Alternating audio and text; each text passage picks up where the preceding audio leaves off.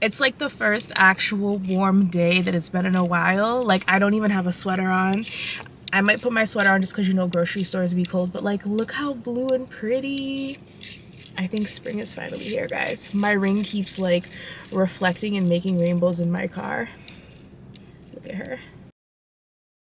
All right, guys. Although I am doing a nurse's day off vlog, we're actually going to be talking about something nursing related. It is officially May, it is officially graduation season, and we have a bunch of nursing students who are actually going to be walking the stage, getting pinned, and if they haven't already started, will be starting to prep for their Nclex NGN exam.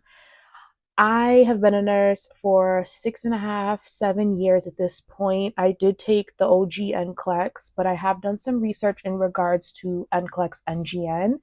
Um, I did see that it looks like they initiated it about a year ago, back in April 2023.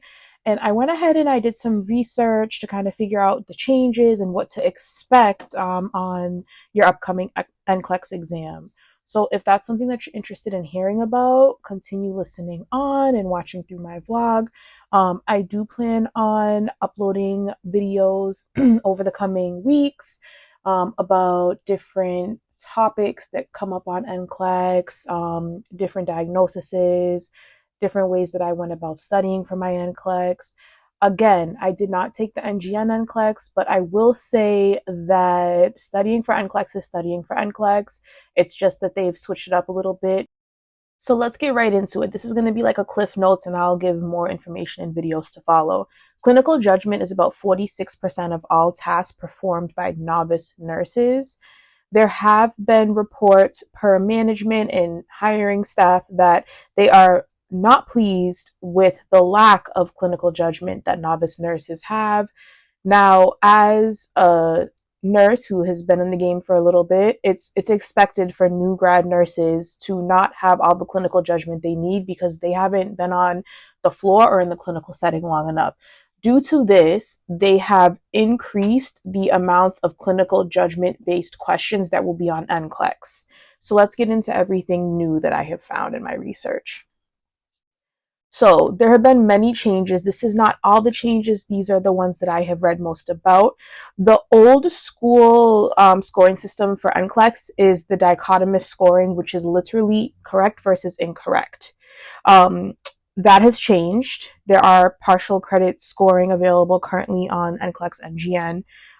There have been some new types of case study items added, standalone items, rationale, scoring items. And another thing that's been added to the mix for NCLEX is bow tie, drag and drop items. Now, there have always been drag and drop items on NCLEX. I do remember that when I took my boards, but now there's a specific bow tie type where on the left side, there will be 2 columns with actions to take. The middle will have 1 column with a potential condition, and the right side will have 2 columns with parameters to monitor. And you have to go through a list of different items and interventions to find the correct set for your bow tie. All right, let's talk about scoring. So as I said before, the old dichotomous scoring is out the window. So now we have different versions of partial credit scoring. The first is plus or minus scoring, which would give you 1 point for correct responses and would penalize you to lose a point for incorrect responses. The second is 0 or 1 scoring, and that's 1 point for correct responses, but you won't lose a point if you get it incorrect. And then the third is rationale, the old school scoring, which is all or nothing.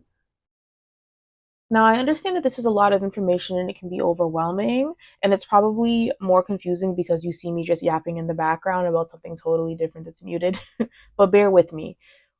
Your instructors should have paved the way for you to make sure that they are coming to the point in your last semester of nursing school, if not throughout all the way through, to let you know what is important, how you should be answering questions, and instilling in you certain specific knowledge that they are privy will be on NCLEX more or less. Of course, they cannot predict the future, but they do go out of their way to help you with the things you need.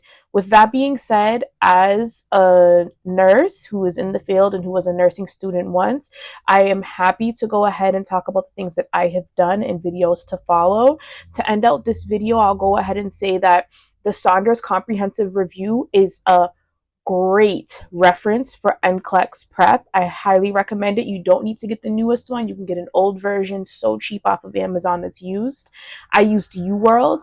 I bought the 2 months worth amount of questions because I had planned to take my boards about 2 months out from graduating.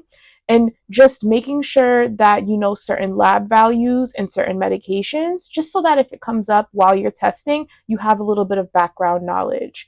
I want to go ahead and thank you if you have made it to the end of the video, and just to let you know that I will be posting more things in regards to nursing school and taking your boards, and you should totally subscribe to my channel for more reference. Thank you.